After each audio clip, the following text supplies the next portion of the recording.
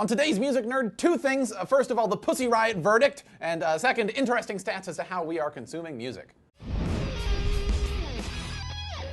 Starting with Pussy Riot, I spoke about them last week, so if you're unfamiliar with the situation, click right here to watch last week's Music Nerd. But they were sentenced to 2 years in prison, which is a far cry from the maximum 7 that they could have been sentenced to. But still, 2 years for 55 seconds of hooliganism, it's absurd.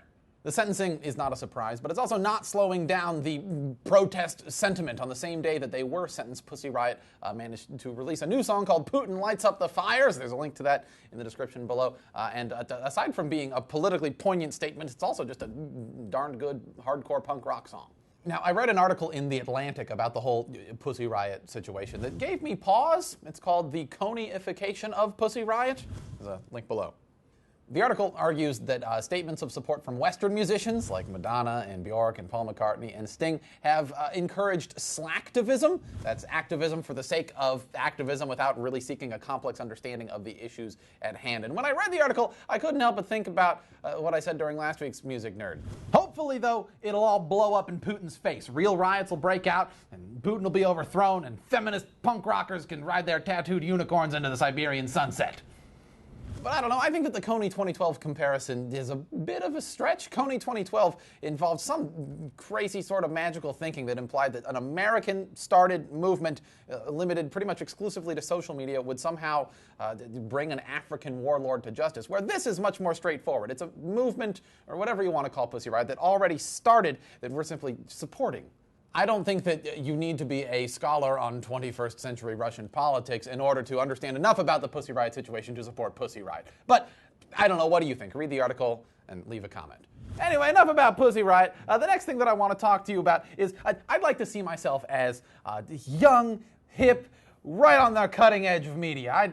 I'm right there with the kids. I know how they're listening to music these days. Except last week, my coworker Brian dropped a newspaper article on my desk that made me feel like a 22-year-old curmudgeon. It's called Forget CDs, Teens Are Tuning Into YouTube. What's a YouTube? Nielsen, the same company that publishes the charts that artists work so hard to reach the top of, recently conducted a survey that found YouTube to be the most universally used medium for musical consumption amongst those under 18.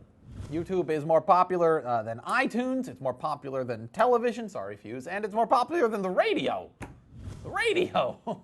One thing that the survey didn't go into, though, is what percentage of each individual consumer's listening time was spent on each individual medium. I would be surprised if many of the 60% of 13 to 17-year-olds who use YouTube as a musical medium use it for most of their musical consumption. Right? I mean, speaking from personal experience, I listen to some music on YouTube, quite a bit really, but it's always just one song or music video at a time. If I want to listen to something for an extended period of time, I'm not putting on YouTube playlists, I'm putting on Spotify or iTunes. Kids, please tell me, are you using YouTube to listen to most of your music? Am I that out of touch? I hope not. Perhaps a more interesting number from this survey is that 9% of adults still listen to cassettes, and if you don't know what a cassette is, there's a link to a Wikipedia article below. Now, Steve, my producer, points out that many people probably still listen to cassettes in the car, so that might account for most of that 9%. Thanks, Steve. There he is. I don't know, I just thought that was an interesting look at how music is being consumed these days that my fellow music nerds, you guys, might appreciate. So check out the article, there's a link below. Anyway, that's it for this week's Music Nerd. Click the like button and subscribe to Fuse.